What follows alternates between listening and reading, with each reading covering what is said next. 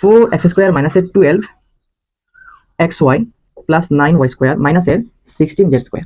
তো যেহেতু প্রত্যেকটার মধ্যে স্কয়ার আছে, ঠিক আছে, আমি প্রথমে স্কয়ারগুলো একটু ছোট করবো, মানে ভাঙবো, এই সংখ্যাগুলো একটু ভাঙবো। দেখো এখানে তিনটা সংখ্যা কিন্তু পূর্ণবর্গ সংখ্যা, ঠিক আছে। তো আমি একটু ভাঙি, 2x² মাইনাস এর, আমি এটা একটু ভাঙি 3y² মাইনাস এর, এটা আমি একটু ভাঙবো 4z²।